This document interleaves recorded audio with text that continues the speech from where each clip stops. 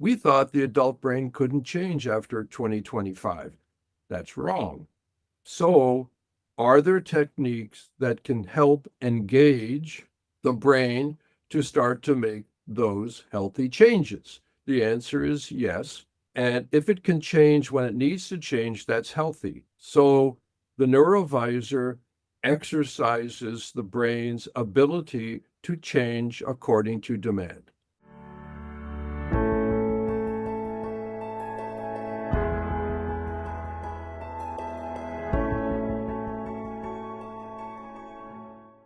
I'm welcoming back Garnet Dupuis to the Conscious Fertility Podcast. He is a wellness innovator exploring light, sound, and consciousness to enhance brain function and transformation. He's the co-founder of Lucid Studios in Thailand, where he's developed the NeuroVizr to promote neuroplasticity and mental well-being. And beyond technology, he is passionate about wildlife, conservation, managing a gibbon sanctuary in Chiang Mai. And with a background in homeopathy, oriental medicine, and psychology, he shares his experience globally through lectures, podcasts, and writing. And I'm excited to have back Garnet Dupuis to the Conscious Fertility Podcast. We had an episode, it was episode 101. So check that out. On ignite creativity, reduce stress, and sharpen mental focus. And we were talking about how light and sound can do this. But I do think a little review, a short summary, is worthy and needed. And so I'm kind of interested in the light therapy and the sound and how you got into it, and, a little bit about yourself, but that's in the other episode. So short and sweet. Sure. But why is it that people have gravitated to this? Or more importantly, what brought you to do this? Why do you think this is something that is needed in our world, or people are benefiting from it in our world? Okay. I characterize myself, maybe I'm deluded, but I characterize myself as a spiritual person. And that can mean different things for different people, but I've always been drawn to consciousness, to deep meaning, to why am I here? Fundamental questions that I think many of us have. It's always been the North Star for me. And as a consequence, I've practiced sincerely in three major spiritual traditions, other than being raised a Roman Catholic, which gave me a sense of the mysterious and the sacred. And my impression is that many of the traditions that are powerful developed at a time radically different than our time now. That most of these traditions developed, I'll say, 1,000 or 2,000 or 3,000 years ago.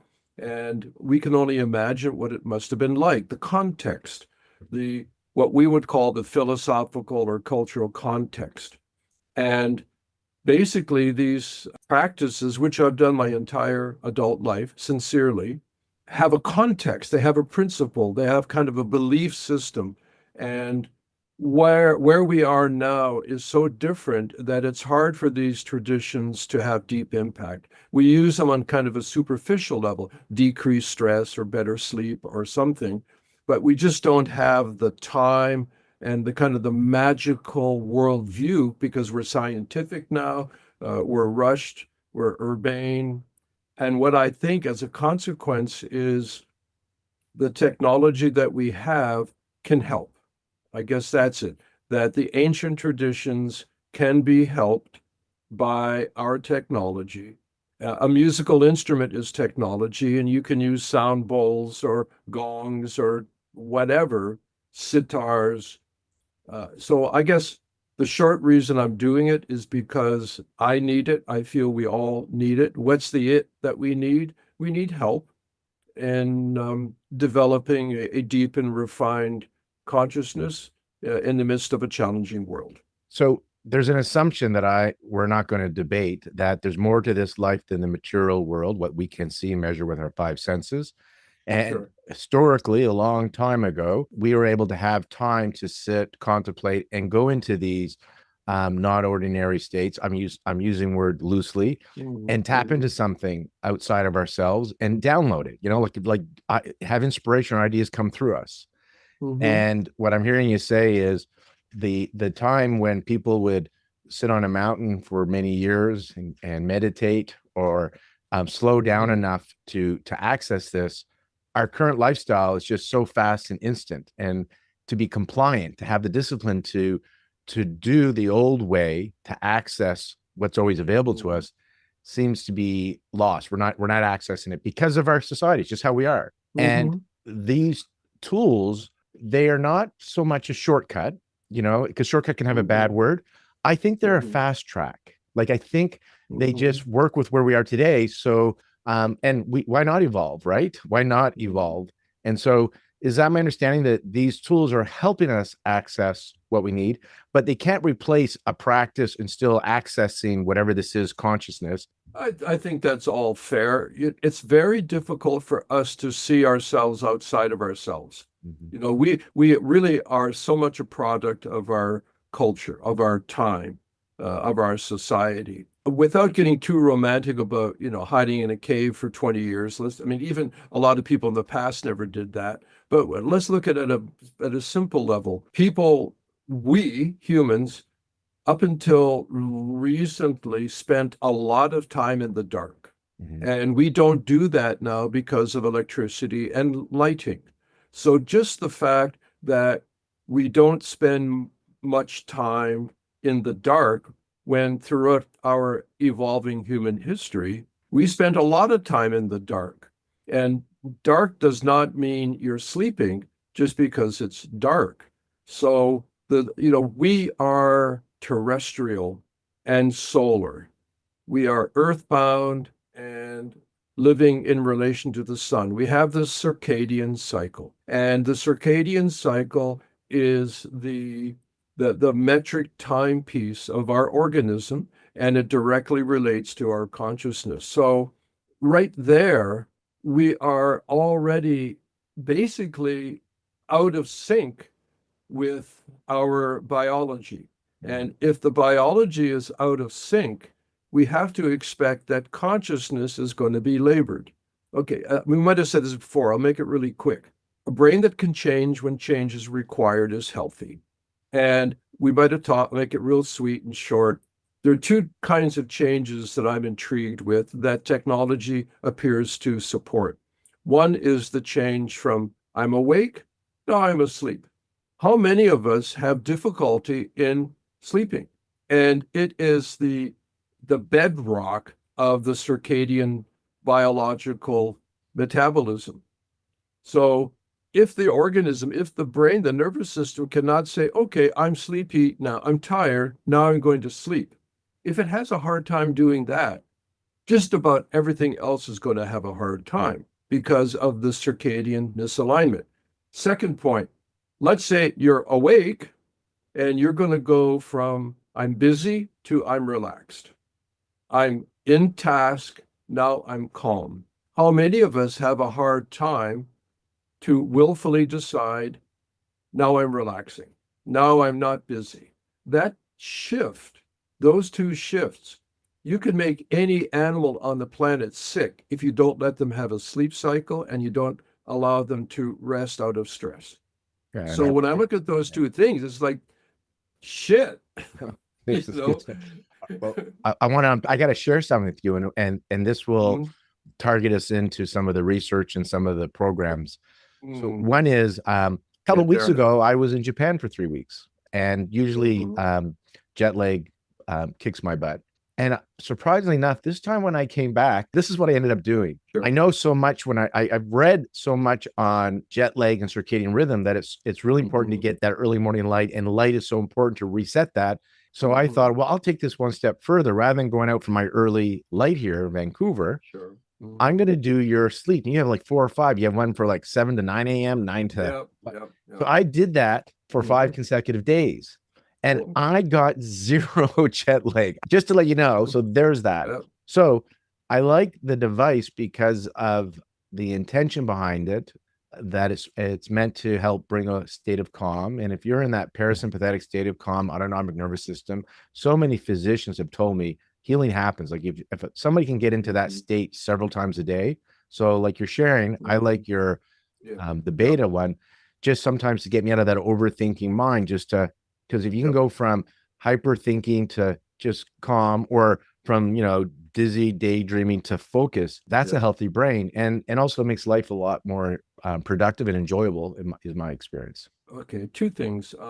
I'll say a general thing first, and then let's look a little bit more at the sleep thing. Because when you look at the sleep collection, as you say, there are 4 different time periods. Like, what's that?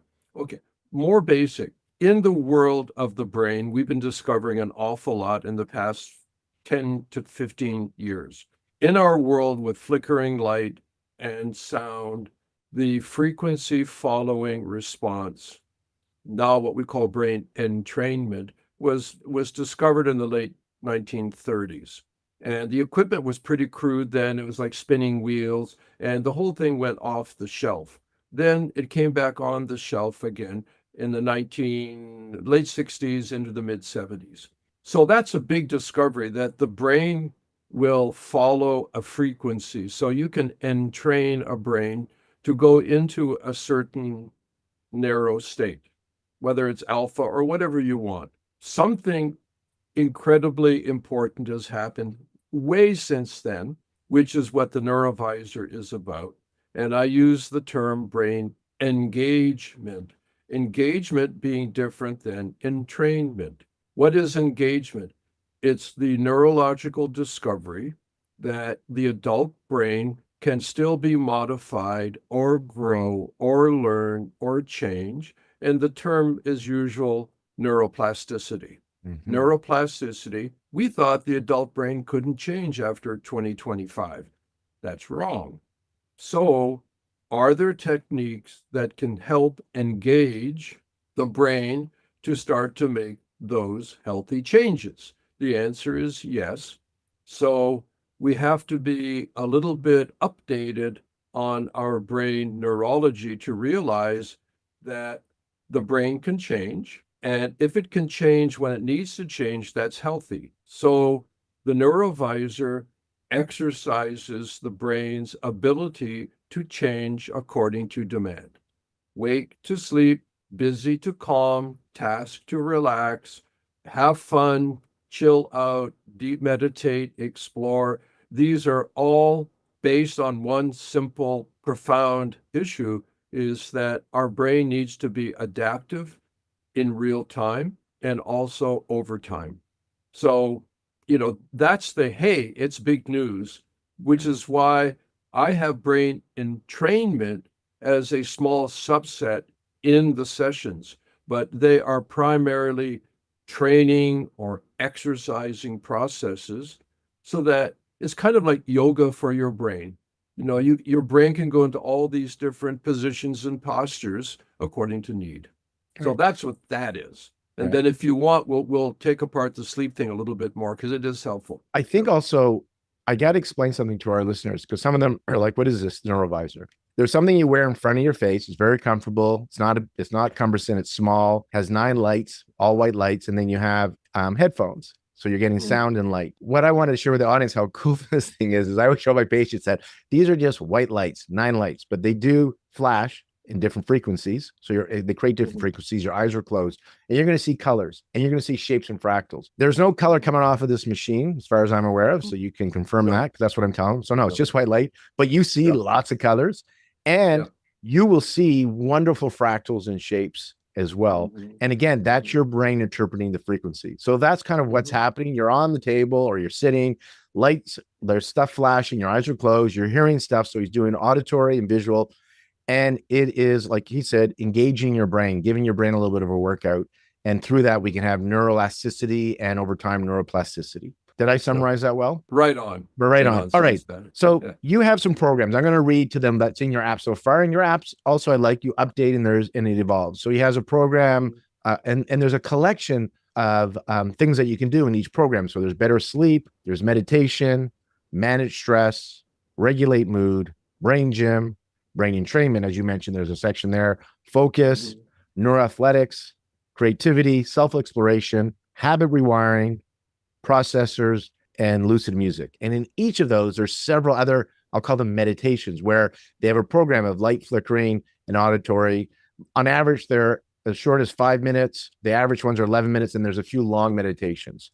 How do we know they're doing what the intention is? What motivated you or gave you the idea, I'm going to play this music, this type of flashing to set the intention, what you're hoping to engage the brain to do for all the categories. I'm curious with that. What's the science show? I'm a smart guy and I'm creative and inventive. However, 80, 90% of everything that is in there is from the scientific resources and research that is made public, usually out of universities. So I'll say a couple of names. They may or may not be understandable if you're not in the field, but there is the most up-to-date brain modeling theory that is in the industry right now. Is called predictive brain coding. And predictive brain coding is an understanding of how the brain processes information. And I use that model as the superstructure to build the sessions. So Okay. I can't lay claim to it. I understand it pretty well, but I did not develop it. It's there in the literature if anybody does the research. Then there are a couple of other things. There is a new field called brain signal variability. People may have heard about heart rate variability. Well, brain signal variability is kind of similar. That's also in there. And then the last one, I don't know. I mean, these words, they're comfortable for me, but this other one is called hormesis.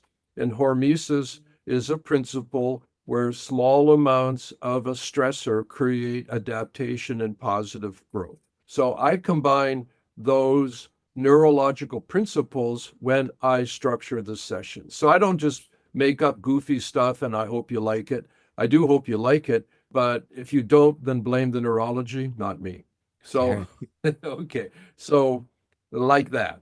Okay, the sleep, because let's get a little bit more practical. I just love all the scientific stuff. To me, it's poetic and beautiful. But, okay, sleep. There are 4 different sections in the sleep collection. The very first one is based on what's called circadian forwarding. This is a well-known neurological process where a person exposed to light early in the day, sunlight, or in this case, signal coding NeuroVizr light, that it will create a shift. It's called circadian forwarding, but it's kind of like a weird name because let's say you normally get sleepy at 11 p.m.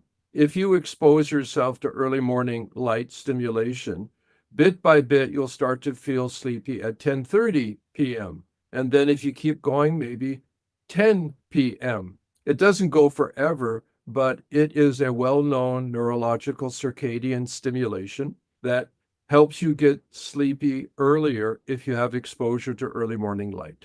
So that's why those sessions are there. More than light, they also are introducing, activating, stimulating brain signaling so that it's also, like it's like your morning coffee, but with light kind of a thing. So that's what that is. Again, I didn't make it up. It's there. So I brain coded that. Then the other one, throughout the day, 9 a.m., 5 p.m. One of the reasons why we don't sleep well is because we build up too much sympathetic charge throughout the day. We don't go into relaxation periods during the day, that we build up stress.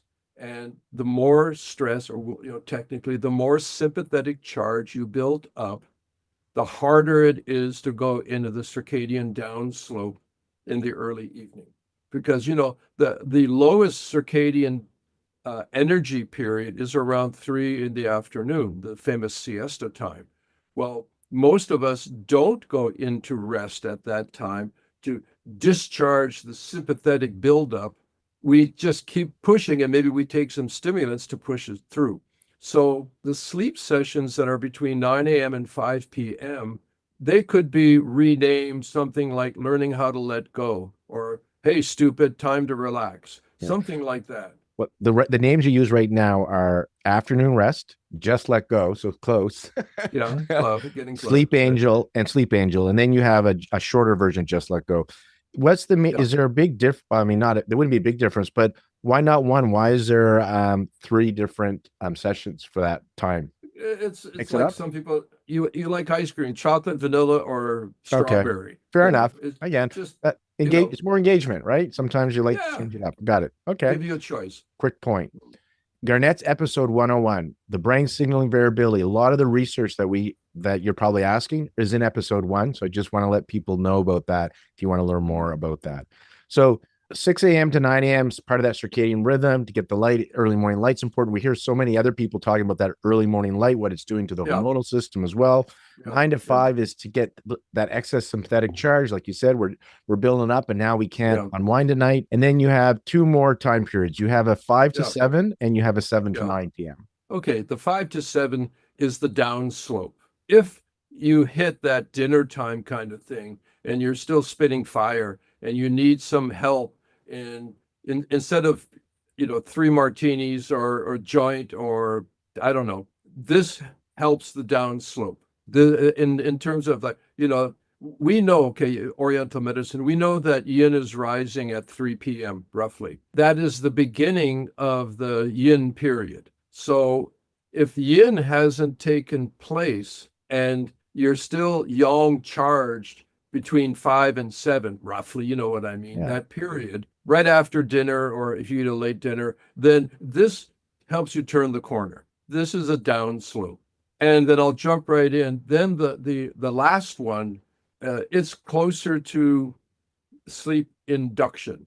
I'll say the 9 to 5 and the 5 to 7 is more like sleep training. It's nervous system training, how to shut off, how to downslope, how to shift from yang to yin, how to have not too much yang charge build up and sustain. The last one is sleep induction. It's a kind of light and sound sleeping pill. That it's kind of the knockout punch. If you need that, then that's what that is. I think I heard once when we were chatting, so I'm going to share what's happened to me. And I don't know if it's like, oh, that's what's supposed to happen, or I thought I heard that, oh, I'm too much for my brain. So I kind of went la, that when I do that 7 to 9 p.m., oftentimes, and everybody, I use like the intensity is to 10. I'll use a 7 or 8 intensity. I like it. Sure. I've worked my way up. So it's intense. There's a lot big flashing lights. You would think you wouldn't fall asleep with that kind of light flashing in your face, but I often fall asleep during that. When I do the last one, I will fall asleep, and 20 minutes later, I'll wake up noticing that the session's over and I fell asleep during the session. Yeah. We like sexy stuff. And we also like simplifying things. So if it can be simple and sexy, it ends up being a cultural meme pretty fast. Right. And all the light thing. Oh, evil light all of a sudden. Okay, the stimulation period is one thing.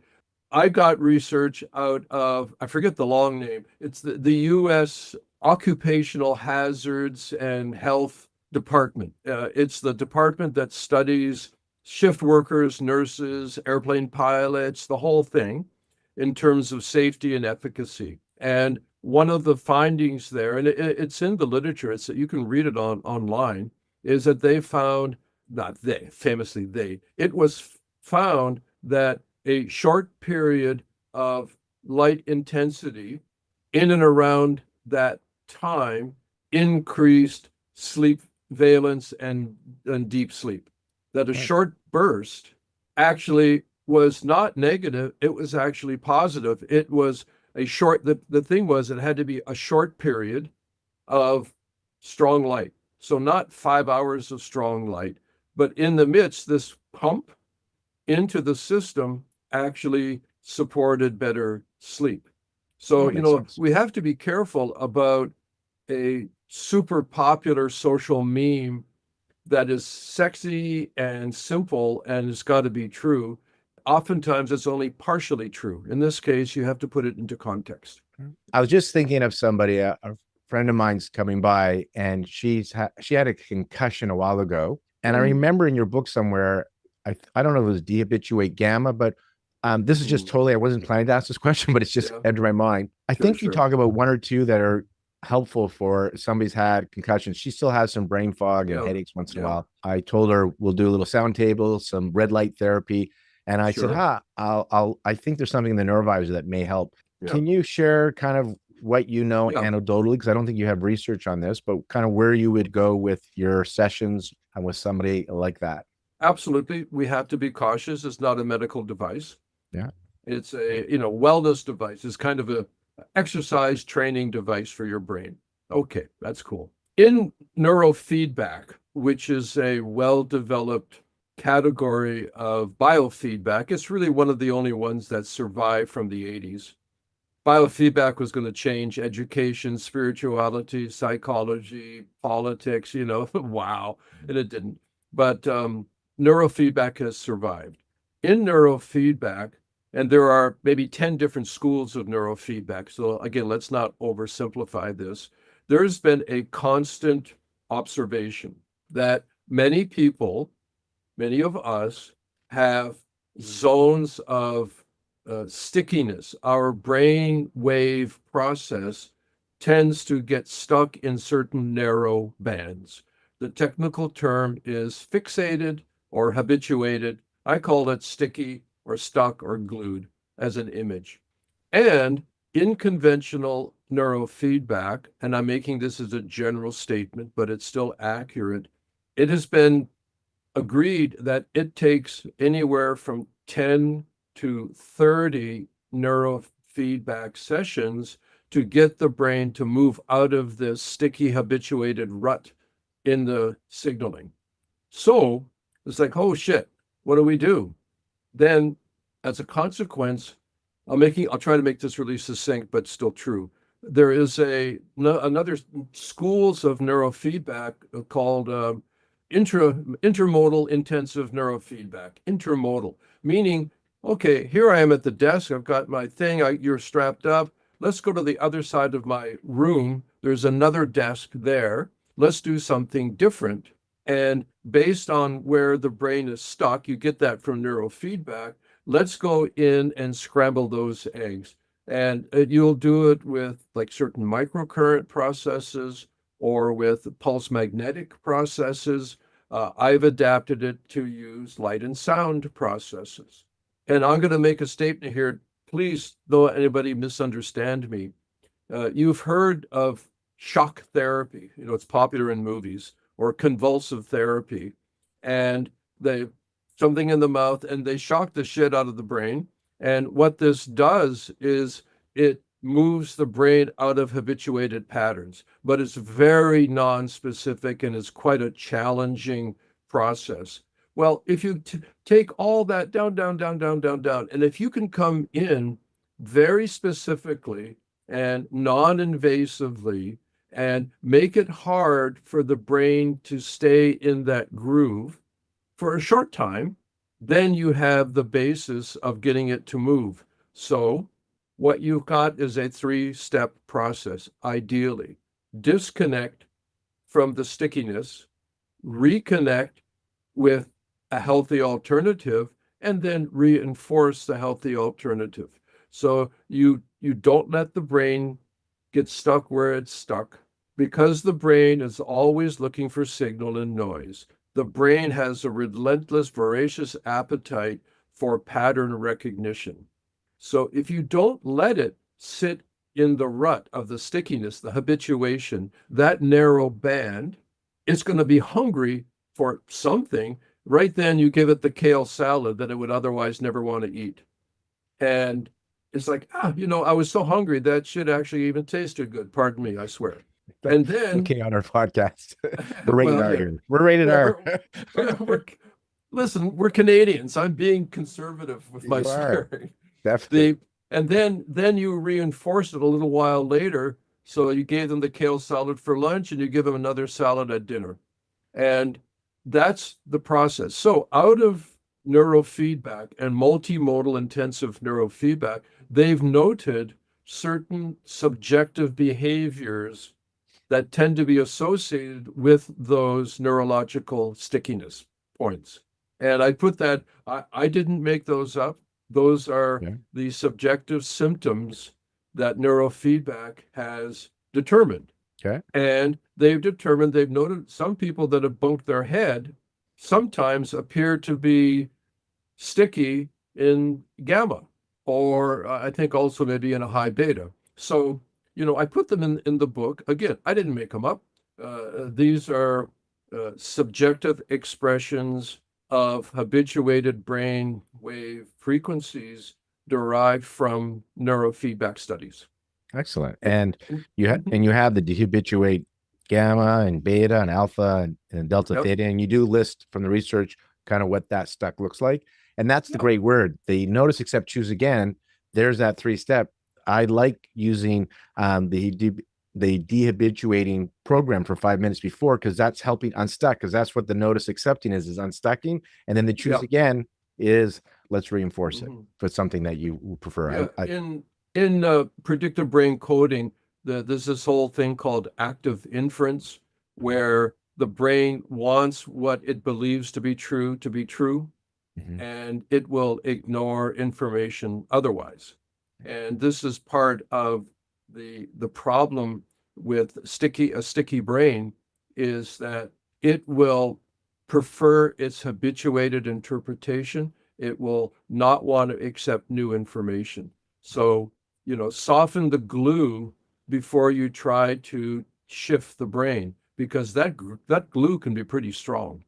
And Yeah, so that's what they're 5 minutes, because you don't need a lot of time. What I mean, it's just that I come in and I disallow. It's kind of okay. We talked about brain entrainment, Mhm. where you bring a brain into a narrow band.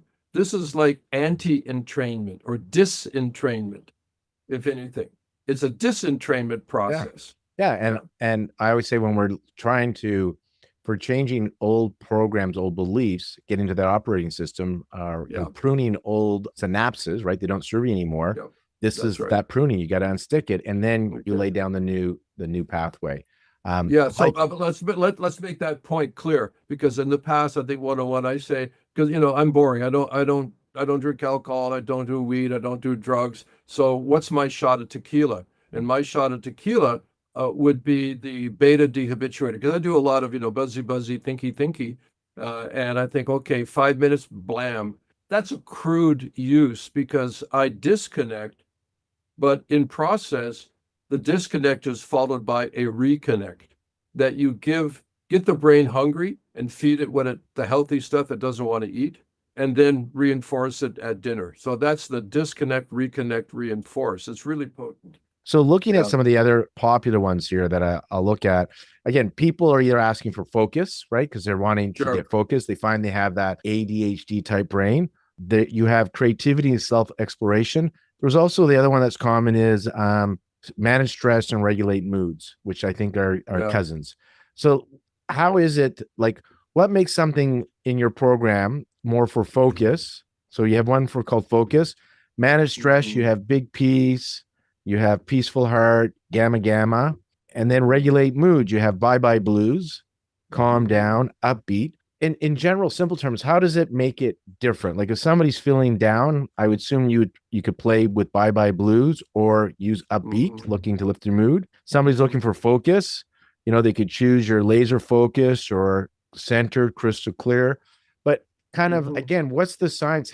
How do we know that this Yeah. will set that intention and put us into that state potentially? Yeah, it's a combination, and I won't challenge everybody again with the technical terms, but the current neurology is exceptionally helpful in understanding basic shifts. Part of the basic thing is the autonomic nervous system, and we know we have sympathetic and parasympathetic. In the brain signal variability, you have more stability or more flexibility. Uh, the yin and yang principle from traditional Oriental medicine, Chinese medicine, is a good reflection of that fact. And the idea is that there are brainwave behaviors that tend to be associated with those states. But if you just go and say, here, the brain may not be able to assimilate that information. So there's a way of getting the brain's attention. There's a way of demanding some attention. And then there's the opportunity to give it the information that you want to give it. It's like your process. There are lots of therapies that should work that don't work, because the person is not prepared to introduce the therapy. It's like detox techniques or even Qigong techniques. You've got to make sure that the detoxification pathways are functioning before you demand a detoxification from the tissue. That if you detox the tissue, but all the lymphatics are screwed up, then you just made a problem. And in a similar way, if you try to introduce certain probability states to the brain, like to focus or to calm down, have you introduced a process that allows the person to engage in that process? And have you given them a way to step out and integrate that process? So it is formulaic in the sense that I just don't walk up and I'm using kale because it's kind of funny to me. I just don't take a piece of raw kale and shove it in your mouth and say, Lorne, you need this. Chew it and swallow it. One, you weren't even hungry. Two, maybe I should have, I don't know, you get the idea. Yeah.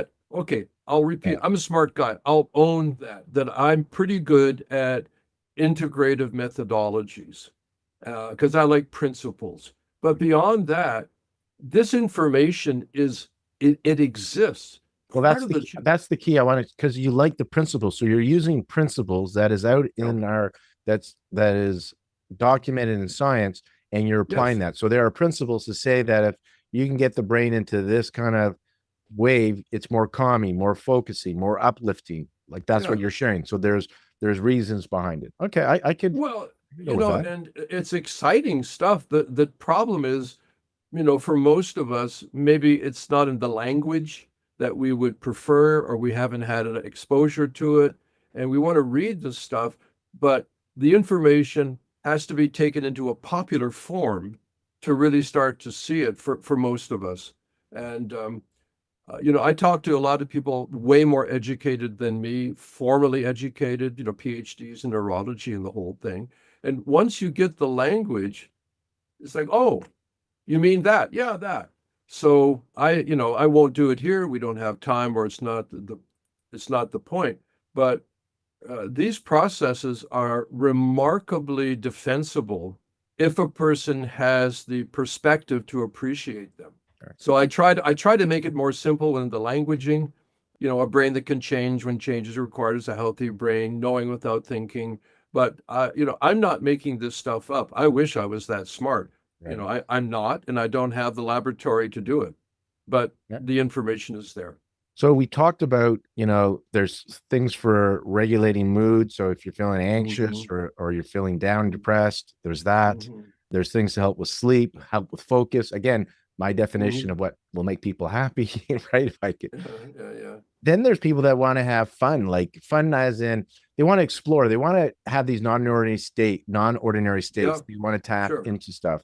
And so there's two places I could think of. You have one called self-exploration, right? So I'm assuming that's what that possibly is doing. Sure. And then you have under brain gym. And this is where I wanted some clarity with you on the brain gym. In there, you talk about like, I got to share the app's excellent. When you click on something, you can click a little info bar and then it'll tell you a little bit more. And you talk about the default mode network, for example. Now, I'd like us to talk about it because it's out there in the meditative conscious world. And what I think I'm hearing is when that is suppressed, I don't know if it's the right word, you kind of tap into more of your conscious mind, super conscious maybe. Am I understanding that correctly?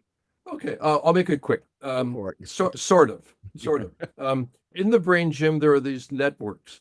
And a few years ago, I came across remarkable research. I think it was out of Australia. I forget, a university. And what they did is they mapped the harmonic frequency of the different primary brain networks. And if you don't know what that means, we'll just skip it. But they generated incredible information. And there it was. And I just took that information and I frequency coded the sessions. So that's where that came from. The default mode network is the new hot child right now. The default mode means when you're not doing something specific, that network takes over. It's the default mode. So you picture a teeter-totter, like a seesaw. When the default mode network is up, the executive functions are down. when you go into when you go into executive functions, task modes, the default mode network is down regulated, to use the term, down regulated. Okay. So, hey, guess what? We found out something about the default mode network. It allows you to kind of ruminate and daydream. You're out of task.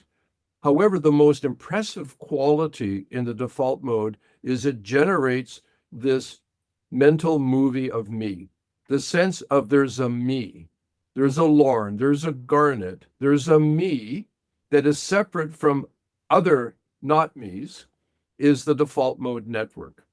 One of the principal functions neurologically of a psychedelic compound, acid, ayahuasca, whatever, is it downregulates the default mode network. Yeah, that was the word I was looking for. Not suppressed, downregulates. Okay. It downregulates. So why? Well, then one of the commonalities of, a psychedelic state in general is the feeling of at oneness. You don't feel separate from anything. The ego has disappeared. Well, that's the default mode network being downregulated. And it sounds like sounds like in our society, we have a very well-defined default mode network, sense of self, feeling separate. Seems like a lot of people want to have this experience of oneness. Seems like when they do psychedelics like psilocybin, etc., they have that experience. Sure. So if you wanted to downregulate that, then that would be your focus, attention, and shifting to the task under the brain networks, because they would downregulate the default mode network. There's another hot topic these days, and you can't stay in it for a long time, but the flow state. The flow state basically is when you disappear into a task. Mm-hmm. Well, that means that you're entirely absorbed in executive function and task mode. Remember the teeter-totter. When the task mode goes up, where does the default mode network go? Down. Right. So that lost in the flow, where I didn't even think about dinner or me or whatever, is because of what's called orthogonal, the oppositional relationship of one or the other. By the way, the downregulation pathologically of the default mode network is characteristic of dementia and Alzheimer's. So if it's too much downregulated, you're not in this body, and the who am I, who are you, the horrible, the long goodbye of dementia is in part. So in the brain gym, I have a collection of the most, the best known brain networks. The salience is not in there. I'm sorry, it wasn't in the study.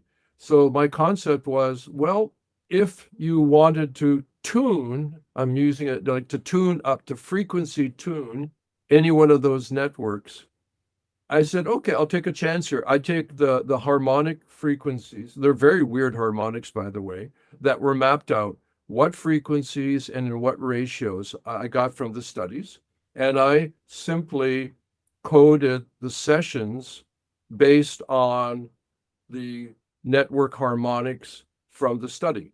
So my thought was, well, maybe if you wanted to tune up the default mode network, then here, or you wanted to have, the dorsal attention or the ventral attention network, if you wanted to focus or you wanted to open up, these are what the networks do. So I took a risk in saying, well, here are the harmonic frequencies.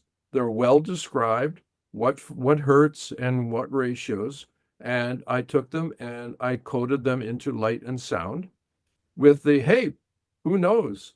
Clarification question, because you talked about the dorsal and ventral, and you talked about the default mode network and the different systems. If somebody's looking for more calm and exploration, I should say, then I'm understanding then you would be downregulating the default mode network if you're looking to have exploration, right? Yeah. Okay.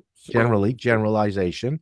Yeah. And but I also heard that if somebody is struggling with dementia, that may not be a good fit for them, right? Because you said there's a correlation between that, like, because everything's about balance. Like, people go, oh, this must be good. Like, in the conscious world, people are like, default mode network, downregulate, right? You want to be oneness.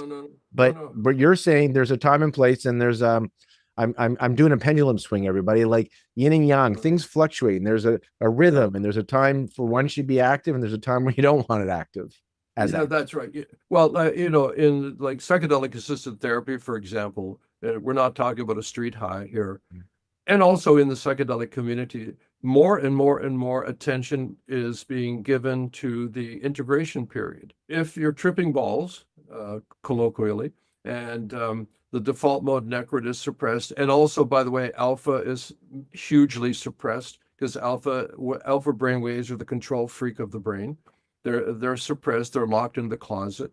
Then after that liberated, hyperflexible, schizotypic experience comes the hero's journey. Did I harvest anything of consequence from this liberated state that I can now integrate into the stability of my learned behavior? And in a case like that, reinforcing the default mode network, bringing back in the ego state, which is not a bad thing, by the way. Otherwise, we're completely nutso. But has this ego state been informed? Has it gathered or harvested anything of consequence from the flexible state into the stable state? Meaning, did you learn anything or not? Related to that, the self-exploration, then is there some commonalities between that and the brain gym, because of they would be more taking down, regulating default mode network, do you think? No, the self-exploration are more intent on brain signal variability, moving it up into higher signal variability, higher flexibility, more dynamic, or settling it down. At some point, did we do the 20-story building analogy? That's in episode 101, but you can repeat so go there. Analogy. Super let's quick. Do it. Let's do it. The 20-story building. The 20-story building is an analogy of your brain. That's your brain. And fortunately, this 20-story building also has an elevator, so you can go up and down. The lower floors are, again, it's an analogy. They're dedicated to stability, repeatability, predictability, known information. And it's really important. The upper floors are not about stability and predictability. They're about flexibility, novelty, exploration, surprise, uniqueness, the unknown. And that is our brain. Our brain is healthy and structured to have stability and flexibility, predictability, novelty, and surprise. And according to circumstance, that's the elevator, we go up and down to utilize the function of the different floors. The self-exploration moves higher up more reliably, where certain calming processes will move down. So in the middle, you kind of have this determined focus that also has a degree of open-mindedness. So every floor is a good floor.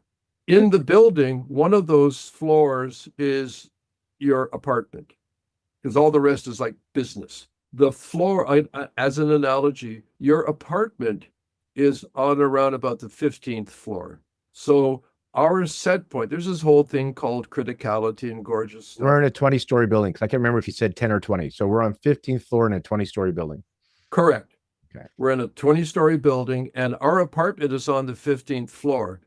Why? You would think it would be like the 10th floor, like halfway. The demands for quick, flexible, unique responses tend to come quickly. So we have to be closer to the high floors to go into reliability, relaxation.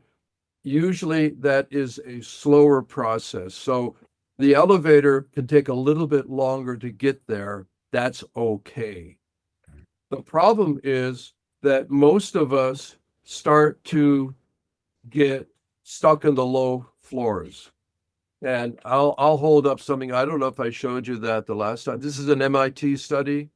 Okay. It looks like a rainbow. Yeah. So just for the visual, because we put this out on YouTube if you want to see, and also audit. Oh. So it was a graph from MIT, and again, it was an arch, like a rainbow with different colors. Like a rainbow, except the pot of gold is not at the end. It's it's a pot of shit because you don't want to go there. Okay.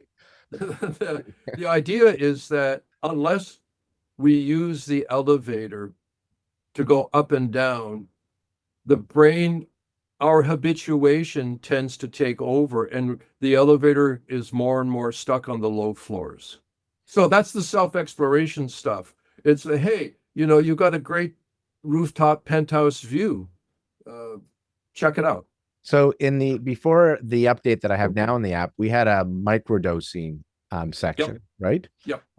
And so I think what I see now in the new app is under each category, creativity, self-exploration, focus, you have a thing called routines. It seems like that's where the microdosing sections are. Correct. Yeah. But we have to define, because people hear microdosing and they think we're giving them microdosing of psychedelics. And I would like you to set it up of what the purposes of microdosing, and it doesn't always have to be chemical, and what you were doing with the NeuroVizr, please. Okay. Quickie, because it's a glorious hour-long talk, actually. Okay. But that oh boy. But I'll share with those that have the old app or looking it's under routines in any category. If you click on the routines inside that is basically what was called microdosing before, and that's I guess that's where it was, and you've confirmed that. Okay. The idea is that by moving them into categories of use, it might be easier for people to make choices. So all the sessions are still there. It's that they are put into categories of what, like focus or creativity, instead of just having them all clumped together in microdosing. The sessions are all there. We changed the names a little bit to try to make them more relatable, but they're all there. I think I might have said, again, I'll repeat the episode we did 101, but when I did the microdosing of focus, I think it was 21 days, but I started around day 13 or 14 experiencing just euphoria, light bliss, just out of nowhere. I was just like, and I was like, what's going on here? And I don't do drugs either. Am I high? Like I'm just feeling really. Yes, you are high. And that's just because the elevator went to the upper floors in the building. Right. And I mean, they're all our brain. Okay. People think of microdosing using psychedelic compounds in low dose. I'll make a statement. All psychedelic compounds are psychoactive agents, but not all psychoactive agents are psychedelic compounds. An agent is an item or a process or a technique that can get the brain elevator moving up and down, but not too quickly and not too much all at one time. So the psychedelic compound at a microdose level is a U stressor, like euphoria, EU stressor. It's a positive stressor. It's a low dose hormesis. It's a little bit of exercise for your brain. It's a little bit. Itty bitty, itty bitty, itty bitty. And if you do itty bitty stressors on a certain vector over time, then the brain will tend to have a neuroplastic response. So, you can walk every day a little bit and get results. So we've now, partly because of confusion, we call those sessions neurodosing instead of microdosing, because you can get the same incremental low dose neuroplastic response using light and sound as a stressor. But it's a very low dose, very conservative stressor, but that's okay. The brain totally responds as long as there's repetition and reinforcement over time. So it is a way, neurodosing is a way of getting the brain to change little bits at a time without using a psychedelic compound as the psychoactive agent. You use a different agent. That's all. And it works. All right. Yeah. So I want to let our listeners know. One is we still have an active coupon, because when we did this back in episode 101, your team gave us a coupon. If you go to the AccuBalance website and under what we treat, there's a thing called nervous system reset is what we labeled it.